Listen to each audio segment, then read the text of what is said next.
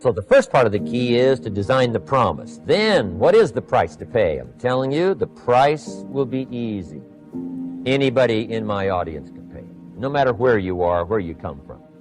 Color doesn't matter, religion doesn't matter, where you grew up doesn't matter, circumstances don't matter. I'm telling you, if you'll make the promise of the future clear for yourself, the things you want, the places you want to go, the things you want to have, the person you want to become, the skills you want, the homes you want, the future you want, the friends you want, all of the values of life that you could possibly want.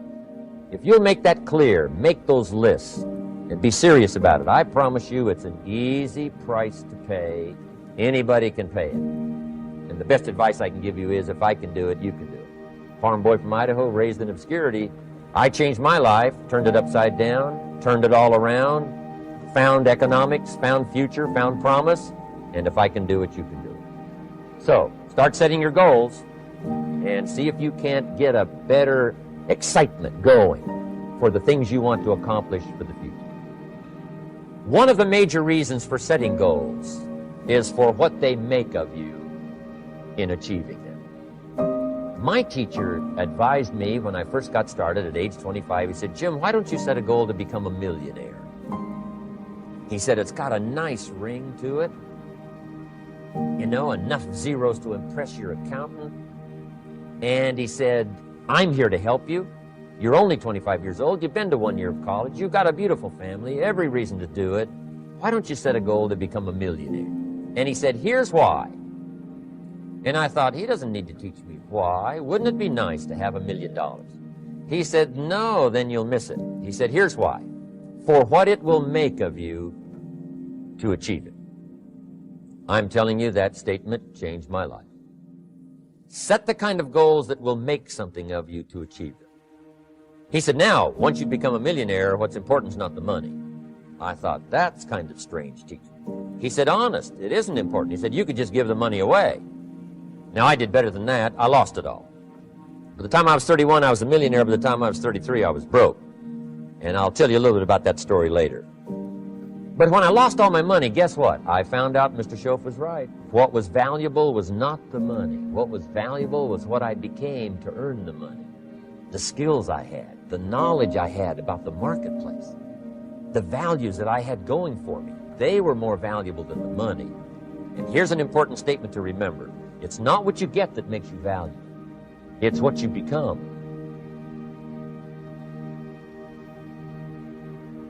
Dopamine is the feeling that you found something you're looking for, or that you accomplished something you set out to accomplish. So you know that feeling you get when you cross something off your to-do list? That's dopamine.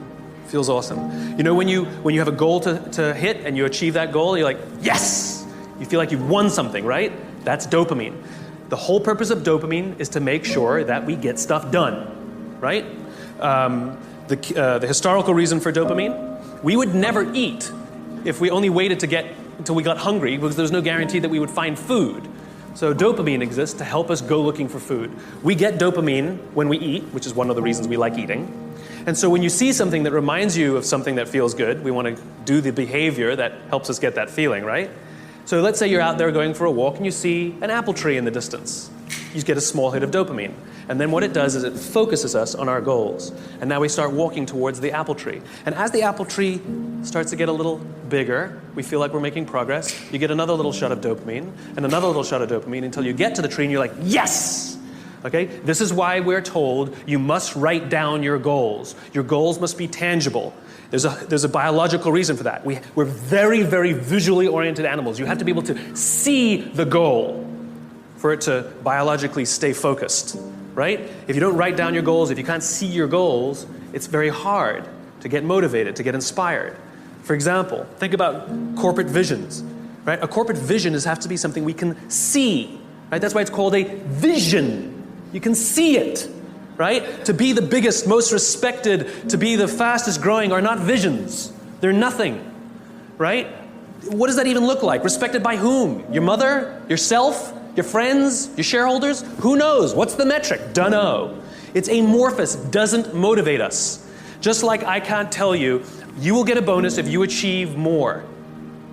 You're going to ask me, how much more? I'm going to say, more.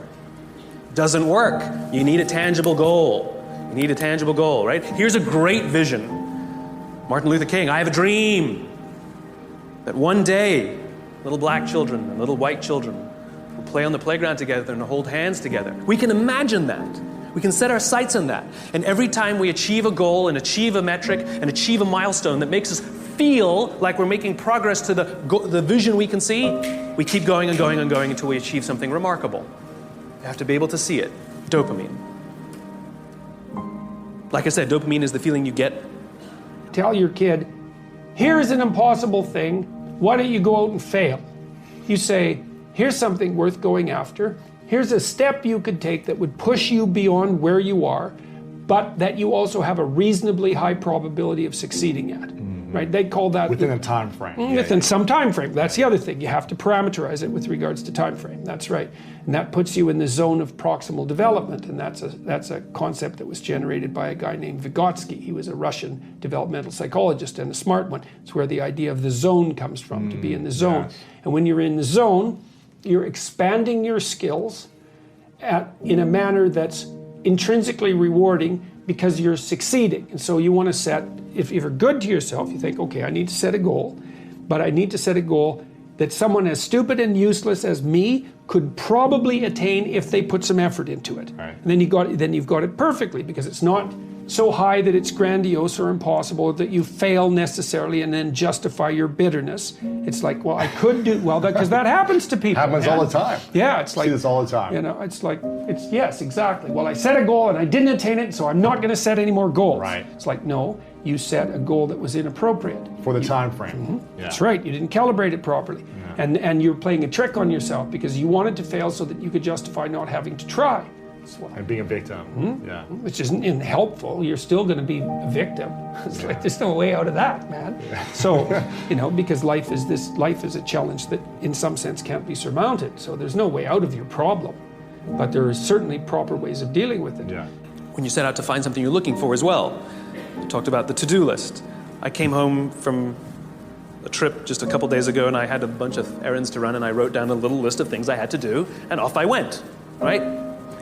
And as I was walking past, I think it was the dry cleaners, I don't remember. I was walking past something, I remembered, I have to do that, and I hadn't written down on my to-do list. So I went in and finished what I needed to do, and then when I came out, I then wrote it on my to-do list and then crossed it out. Because I wanted the dopamine. Feels good. Dopamine comes with a warning. Dopamine is highly, highly, highly addictive. Here are some other things that release dopamine. Alcohol, nicotine, gambling, your cell phone. Oh, you think I'm joking? Okay, we've all been told that, if you wake up in the morning and you crave a drink, you might be an alcoholic. Well, if you wake up in the morning, the first thing you do is check your phone before you even get out of bed, you might be an addict. If you walk from room to room in your own apartment holding your telephone,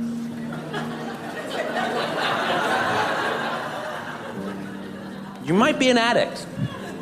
When you're driving in your car and you get a text and your phone goes beep. We hate email, true. We love the beep, the buzz, the ding. Oh. Right? You'll be there in 10 minutes, and yet you have to look at it right now. You might be an addict. And even if you read it and it says, are you free for dinner next Thursday? And you have to reply immediately, you can't wait the 10 minutes, you might be an addict. And for all you Gen Ys out there who like to think that you're better at multitasking because you grew up with the technology, then why do you keep crashing your cars when you're texting? You're not better at multitasking, you're better at getting distracted.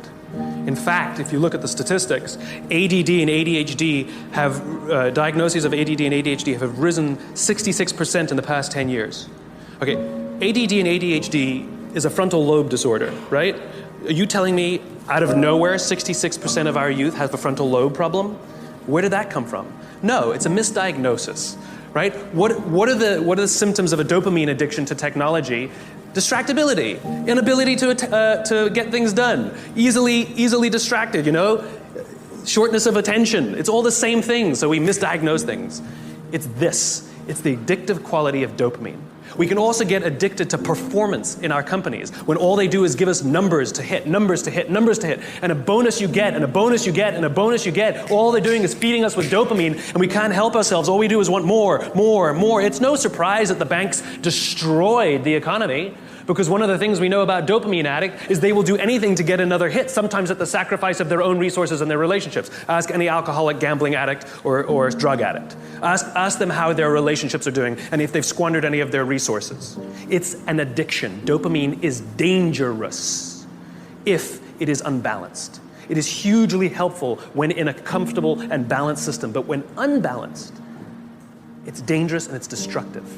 I used to be able to eat whatever I want, and then in 6 weeks I could get in any shape I wanted to get into, but that's not the case anymore. We're around the 12 or 14 week mandatory training to do anything, but I love it. I enjoy the discipline of it. For me, working on your body is the beginning of everything. You know, your mind starts to work better, you're a better husband, a better father, a better friend, and life is just better when you care for your body at the highest level. Anytime I put something in the world, I'm always connecting to an idea. I'm always asked, why am I making this? Why? So I'm putting this out in the world. Why? So with concussion, Dr. Bennett Omalu was deeply connected to tell the truth. And he said that truth doesn't have a side. And that's what he kept saying. I thought that was such a powerful idea. That there, whose side are you on? Are you a Republican or a Democrat? I'm trying to tell the truth. The truth doesn't have a side. What can assure me as a human being and a concerned African American that the ANC will indeed have a fiscal solvent policy that will continue the use of the resources of South Africa in a meaningful way? Or should I put it more succinctly, will your economy be based on the Marxist system, socialism, or capitalism, or both? I knew that was the question you wanted to ask.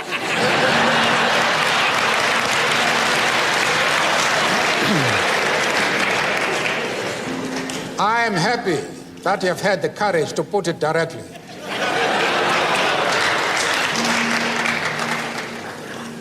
We are not concerned with models. We are not concerned with labels. We are practical men and women whose solutions are dictated by the actual conditions existing in our country. As somebody has said, we do not care whether the cat is black or white, as long as it can catch mice. So I would get kicked in the face and I would do something really dumb. I'd be called an idiot, told how stupid I was. And then I'd just be like, all right, I need to recenter. And that just became my obsession. I need to be able to emotionally get back to complete neutral so fast that you don't even see it register on my face. How'd you do it? How do you do that? Literally practicing. So I could be in a situation where I'm being berated or I legitimately mess up and it costs money and it's like, whoa, that's on me and it is nobody's bad but my own. And I realized that what most people do, their strategy is to deflect it. It's your fault, it's not my fault. Yes. So I started thinking of this as a metaphor. People are throwing gold at me. They're throwing it really hard and I can put a shield up and deflect it, but then I lose that piece of gold. If I drop my shield and just take the pain, let it hit me in the head, then I bend down and go, this thing, which was me being stupid, there's a lesson here. And now I have this piece of gold. But the whole thing is I have to be defenseless. So I have to own it, I have to take it, I can't fight. If someone is like, to this day, if our team is like, hey, there's something we need to point out to you, I'll do this. I square up to it. I want them to know, like, hey, I want to hear it. I want to know. Like, I want to be literally physically open. I'm not going to close down. I'm going to do everything I can to square off, to open myself so that they know I'm receptive to the criticism, right? Because that's the nugget of gold. What I know is it's going to hurt. It's going to sting. But if I can emotionally recenter so fast you don't even see that I went through something, now I can just process, how do I take this information you've given me and get better?